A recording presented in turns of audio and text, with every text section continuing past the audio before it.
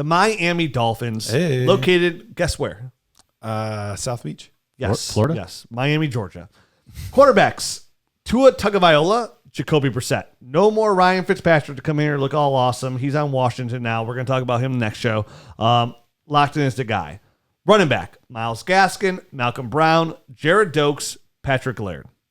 Patrick Laird, one guy got his tattoo, just not very good. I mean, why do they have Savon Ahmed all the way down at like the last possible running back? I don't know, because I would take Salvin Ahmed over Patrick Laird. He got carries at the end of last year. When Gaskin went down, he played well. It's interesting. I thought he was a good prospect. Yeah, he's definitely in the mix. What's what about Laird too? Like if Laird's on the field, guess what? They're passing the ball, like all the time. And wide receiver, they got Devontae Parker, they got Jaylen Waddle, the 6th overall pick. Will Fuller, who they just signed, Mr. PED himself. Preston Williams, a guy who we used to like. He'll be missing the first game. Will be missing. Why?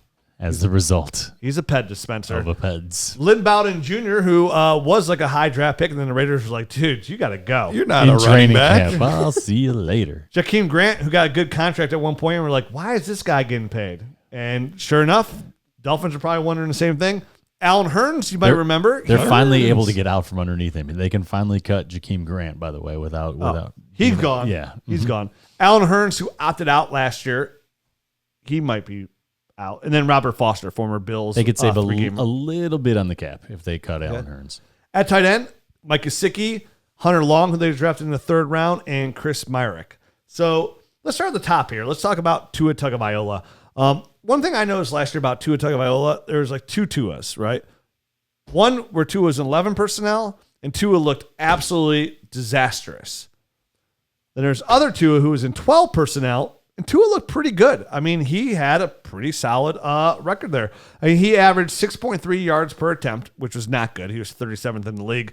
Completed 64% of his passes for 1,814 yards, had 11 touchdowns, 5 interceptions. He had 9 starts. They were going back and forth, but he was 6-3 in those starts. What do you guys think about Tua? Like, is he a product of Alabama, where he was just surrounded by an exorbitant amount of talent? Or is he a really good, small, left-handed prospect for Miami that's going to take them to where they need to go? A team that was on the cusp of the playoffs last year with 10 wins. Yes. Great analysis, Garrett. I think he's a little bit of both. You know what I mean? That's why I said yes. Yeah. I think he's good enough for what they need. I think last year was a tough way to enter the league, especially injured with the serious hip injury that he had, and really getting nothing in the offseason at all. Going as far as training, as far as practices, any of that kind of stuff. I think he was very limited in all that activity. So. This, and you could see it on the field in his body. He looked like he wasn't able to work out. He looked skinny. He looked small. And I think we're going to see a different guy this year that's able to, go throughout a whole professional offseason of workouts. And there has to be a little bit of fear in anyone's mind when you have a very serious injury like he did, and then you come back and you're playing at a higher level than you did when you had that injury. So hopefully he got all that behind him now, and he's just able to kind of move forward, because I think he's a very effective, very accurate passer, and that's what I saw at Alabama. And he's never going to be a guy that's throwing it way downfield. I don't think that's part of his game. I do think he operates, or he will operate in a traditional, like almost West Coast, very close to the line of scrimmage type of offense. I think that's the best fit for him. We'll see how they end up using him, but I think getting a guy like Jaylen Waddle helps. I don't know that a guy like Will Fuller, who traditionally has been a downfield guy, I don't see that as a great fit for him. But they just didn't have that as a team, and because like you mentioned, I mean, Tua Tagovailoa last year, he might as well have been on pressure luck, because he had double whammies everywhere. I mean, it was not going good for him. And what they didn't have look at his target, look at his weapons last year. I think Lynn Bowden Jr., Devontae Parker, Mike Gesicki. I think Devontae Parker is a fine NFL receiver. I think Mike Gesicki is a great tight end, but he didn't have anything going around for him. And for I shouldn't say most, but a lot of the games towards the end of the season, which is where we saw him struggle the most, was those last few games there. Parker was out. Gesicki was hurt. Like, all of the Preston Williams was gone. Like, literally his top receivers were like Malcolm Perry and Lynn Bowden Jr. Like those were his top receivers. Like how do you expect a guy to perform with nobody to throw? Like we saw with Baker Mayfield last year, all of his receivers were out one game. He didn't play very well. It's tough when you don't have a rapport, you don't have a rhythm. All of your best assets are not there. But the 2 games before that, dreadful last 2 or 3 games there, he went toe-to-toe with Patrick Mahomes. He beat, they're not that great, but he beat Cincinnati, had a very good game. Like, he had put together some very good games before that. Just all the wheels kind of fell off there at the end of the season, and they put him in, and then they took him out. And then they put him back in again. And, like, it's just so hard to win that way. It's so hard to get a rhythm that way. Just, there were so many things that went wrong. For him to still have had as solid of a year as he did with the overall numbers are surprising as it is. Yeah, a hard spot to be in. Coming off the hip injury, coming into a COVID year, no offseason. Then you find yourself on a team that's competing to make the playoffs. So any kind of little mistake you make, the team has no patience. They got to get Ryan Fitzpatrick in who could come out there and win because they're trying to win. Yeah. So, yeah, I'm excited to see where it could get where Tua could go from this year because he's a good buy low for me. We mentioned like what Will Fuller could do, what Jaylen Waddle could do. They had nobody in that team that could open up the defense, right? They had nobody can get past that line of scrimmage and take the top off at all. And now they have that. And they're bringing a guy like Jaylen Waddle comes in, and he's somebody who operated out of the slot most of the time at Alabama. He's somebody that lined up in the slot at 68% of the time while he played at Alabama. And to go back to Tua, when Tua was at Alabama, he actually preferred to target the slot. He targeted the slot wide receiver 40% of his snaps. It wasn't until last year where they got completely away from it at the NFL level. So this is somebody who's going to help him a ton as well. And Jaylen Waddle, obviously, an elite weapon. I think he could do a lot. It kind of shows a lot by taking him at 6 where they want to go with Tua there as well. And Gesicki, because Gesicki is somebody who's an extremely athletic tight end. Yep. Very talented, finished as a top 6 tight end last year. One of the top spark score tight ends coming out. Going into year 3, which is usually the big breakout year for tight ends as well. So, or was last year? No, last year was 3. This is last year of his rookie deal. Which was his breakout year. I'm sorry. Going into year 4 with more weapons around him.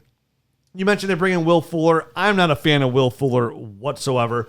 I know the Deshaun Watson stats with and without Fuller are there. But again, I think Will Fuller helps an NFL team more than your NFL fantasy team because the best ability is availability. And what Will Fuller does not give you as a 27-year-old who had to take PEDs to finally stay healthy is he can't stay healthy. This is a guy who's never played a full season and approximately 55% of all total games possible. So he's literally there half the time you need him. Yeah. I mean, I can't have players like that on my Dynasty roster, because when I need them, they're not there. Or they're going to get hurt at some point in the game, and they're going to cost me a W. And I can't feel comfortable with a player of Will Fuller's stature of, 1, he's out there taking the peds. 2, he can't stay healthy. And he's a big play receiver. Now they have Jaylen Waddle, Devontae Parker, and Gesicki out there. He's an asset for me that I've been saying for every single year. Anytime Will Fuller comes out and has a couple of good games on this podcast, we've said 100 times. Sell. Yep. Don't forget about Preston Williams, too. I mean, I like Preston. He's very talented. He's coming off an injury as well, so we'll see how he comes back. And he could end up being Devontae Parker and Preston Williams on the outside, Jaylen Waddle in the slot, and Will Fuller. I think they paid Will Fuller too much money to even let that happen. $10 million. I mean, yeah. Yeah, Preston Williams. What wasn't he undrafted? Right? He was undrafted. Really high upside. Preston Williams is the kind of guy when he finally leaves Miami, does he make the team this year? He goes somewhere else. I'm a little bit more excited.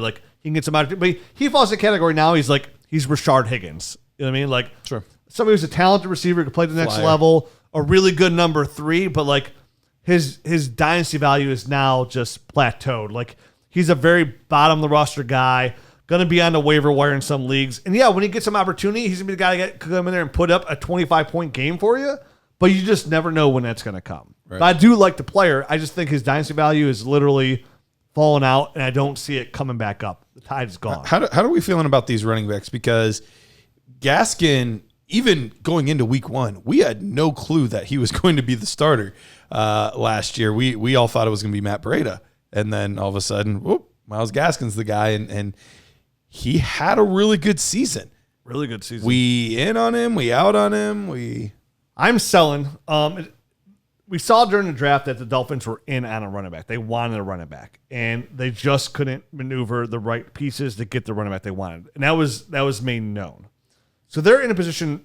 Myles Gaskin is probably not going to be the running back on this team in 2022. We said that last year, by the way. He's not going to be the starting running back in 2020. I don't think he will either. I don't think he's going to make it to 2022 as the starting running back, because I think it was Javonte Williams, right, that they were trying to get. They were wanting to, and Denver jumped him. Denver jumped over him. And weren't there a couple other guys that they were in on too, and they ended up missing? Or am I that I'm not sure about, but we know with this draft class, it was like you either get one of the top three or you might as well kind of wait a while. It's the reason why Denver traded up, because they knew Miami was going to take him. That was where the report came out. They wanted the running back. Okay. So, yeah, I mean, he's a replaceable guy, in my opinion, and they're going to end up replacing him. I think he's serviceable for what they need, right now, but he's better served probably as your number 2 guy or your number 3 guy maybe. It's what he put up last year. He put up those running back 2 numbers. He finished his 16.4 points per game on a PPR basis was 13th best. He only played in 10 games, had 183 touches for 972 yards and 5 touchdowns. His 97.2 yards per game average was 10th best amongst running backs. He did get 19.3 touches per game too, which is 9th best amongst all running backs. So they used him, and he produced, and he was a really efficient in the passing game. Where he wasn't really good at all was the goal line. He only got in 3 times, 9 taps for it, which kind of makes me somewhat. They drafted Jared Dokes. Jokes is 228 pounds. He's got the body for it. But they also bring in Malcolm Brown, and Malcolm Brown showed some promise there in LA times, where at times where he looked efficient enough.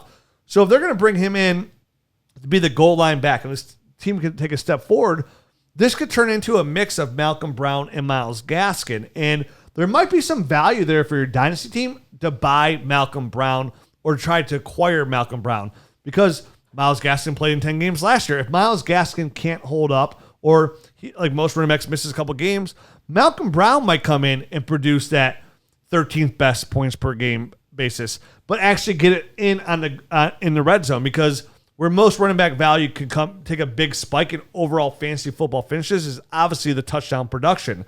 Malcolm Brown can do what Myles Gaskin couldn't do and actually put it into the end zone. It will be interesting to see what happens, because last year the offense was really predicated on speed. They built everything around speed, but they do have new offensive coordinators actually doing co-offensive coordinators with Eric Studsville and George Godsey, which I don't know who he is. I believe he was on the team already.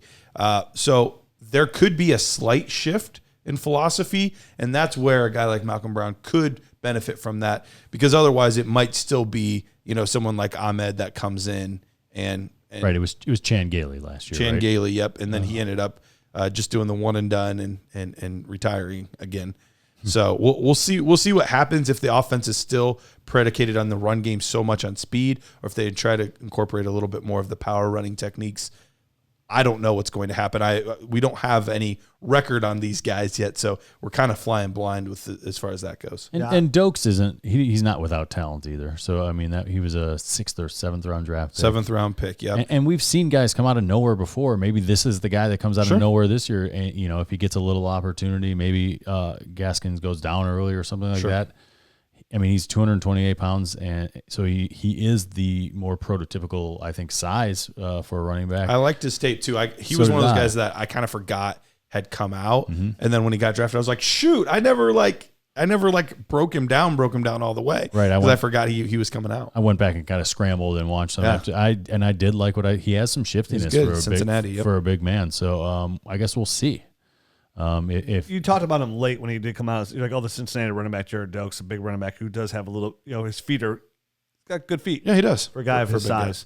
Interesting to watch again. I'm selling Myles Gaskin. Me too. For anything, unless if you're a contender and he's your 3rd running back, it's a great opportunity. Again, sometimes where disaster presents always great opportunity. Where injuries is as sad as they are and heartbreaking for that player, we got to look at from a dynasty perspective. I think. Was it JJ Zachariason? Zachariason said that today. Like, somebody called him cold-blooded. He's like, dude, I'm a fancy football analyst. That's what I'm looking for. It's my job. I never want anybody to get hurt. But when that happens, We're playing Dynasty. This isn't even a redraft. We have to find opportunities and windows. Dynasty is a game of windows, when these opportunities open and when they close to buy players or, on the other hand, sell players. Right now, it might be a good opportunity to sell Myles Gaskin. You approach this player, you use these stats, you show where he finished last year, where he averaged per game. Maybe you can get a 2023 first for Myles Gaskin. Maybe you can get a player. Maybe there's a young player, a rookie this year that was drafted that you want for Myles Gaskin. Again, not every league, but it can work out that way for a team that thought they were a contender. Other players on the Dolphins, who do you guys like? Obviously, Mike Gesicki is a good name here amongst tight ends who had a top 6 finish. Where do you view Mike Gesicki amongst dynasty value when it comes to tight ends? So obviously, we have tier 1, Travis Kelce, Darren Waller, Kyle Pitts. That's probably a pretty clear tight end 1 right now amongst dynasty analysts and players. Tier 2, Mark Andrews, TJ Hawkinson, Dallas Goedert. Where does Mike Gesicki fall in that room? Because to me, he's at the door of that window. That's where he is. He's right below. He's in the 3rd tier. I think with this could be the year where he goes up into that tier. He definitely has the potential. He has the upside to get there with his athleticism, and it's just a matter. 26 years old. It's just a matter of putting it all together and getting it. I think finally a cohesive kind of vision. I think it's nice that they finally have a quarterback that they're kind of committing to long term, and unfortunately for him, it's in the last year of his deal. So I mean, now it's like those are easiest deals to get done now. Tight ends, I feel like they are pretty easy. I mean, you're giving a tight end $10 million a year, and they're happy. Like it's the easiest deal to get done in my eyes. The difficult part for him is going to be the fact that they did add a lot more talent at the wide receiver position. So there's going to be a lot of targets going there. And then they did add a Hunter Long. And even though I'm not the biggest fan of Hunter Long, we did see, like, Cleveland's a great example where you have a good tight end, but when there's that second tight end there too, that does eat into a little bit of the target share. So I think we could have potentially seen his ceiling at tight end 6. I disagree. I think the fact that Tua strives so much in 12 personnel that they're going to have to go back there because they're going to have to work with him. They're going to get back in there. So they're going to have to go. I think if they were smart, I think they would go back to that and use that more, which is going to benefit a guy. But that's not how they just built the team. They just built it investing a bunch of wide receivers. I understand as well what they want to do here. For me, if I had to, out of that group we just talked about, I don't think there's another tight end out there right now that I would want over Mike Gesicki in a startup draft. I mean, you're talking Hunter Henrys, you're talking, Hunter Henry and Jonnu Smith. We're talking about them next. I think that the tough part is, like, I just don't know how his ceiling gets any higher than what it is now. I don't need it to be higher, but there's no reason he can't be Robert Tonyan finish at tight end 4, right? Like, sure. But he doesn't have Aaron Rodgers. And I understand that. But how it gets higher is, Will Fuller's used as a guy that just goes long and they don't throw to him all that much. He's on the field, but he's not doing much. And then Devontae Parker, who knows? Maybe he does fade back a little. Devontae Parker had the one good year. I mean, it's not like he's been amazing or anything like that. They can get out from underneath his contract at after this season and save money against the cap. So, that's kind of the road for him to get relevant, I think, is to become one of these top 2 guys in the offense. And it's him, and then it's Jaylen Waddle, and then it's everyone else. And that's the route. I just don't see a world where he passes TJ Hawkinson. I don't see a world where he passes Mark Andrews. I don't see a world where he passes. But he doesn't have to, because as it goes on, Travis Kelce falls off. He's 31. Darren Waller's 28. I mean, like, he doesn't have to. And to have a tight end that's going to put up his numbers right around that 5-6 overall, that holds a lot of value. And he could have a very similar path to like someone like a Zach Ertz. But, I mean, the fact that he's already doing this at 24, 25, already finished at this range with his athleticism. I mean, you got to look back. If you watched last year, Mike Gesicki was making some spectacular, for sure, he's a great athlete, one-handed catches. I think he falls in the category. So I'm kind of go back to him of, like, I think he could join like this next category where if he outproduced some of those guys you mentioned, if he outproduced Mark Andrews, it wouldn't shock me, but his value is just so much lower. And I'm not saying it's on a year in, year out basis, But when you have a tight end of what he can do, not only is he going to give you consistency, which is tight end 6, tight end 7, which is all you can ask for, because once you get past 6 and 7, the difference between tight end 7 and tight end 15, we're talking about a point per game sometimes for some of these guys. But if Mike Gesicki gives some of that value of year in, year out, he's at least top 6. And sometimes he finishes because of injury. So, whether injury or whatnot, or his touchdowns get a bump, he finishes tight end 3 or 4 a year here and there. I think there's tremendous value there. And right now, if he does take another year here where he finishes in that category, a la if a Robert Tonyan does the same thing, that price goes ways up. Robert Tonyan's 28, Mike Gesicki's 25. To get that young of a player with that athleticism and those hand skills, who was a great prospect coming out of Penn State, to me, falls back to my saying of always, what seems like an overpay today will be an underpay tomorrow. And I don't even think what you're giving up for Mike Gesicki is even an overpay, because I feel like most people that have Mike Gesicki on their roster is their tight end too, because they had to go into this past season not knowing what they got. The league I mentioned where I gave up a first-round pick for Dallas Goedert, my tight end 1 going into the season was Mike Gesicki. I was a championship caliber team. I wasn't willing to risk that going into the season.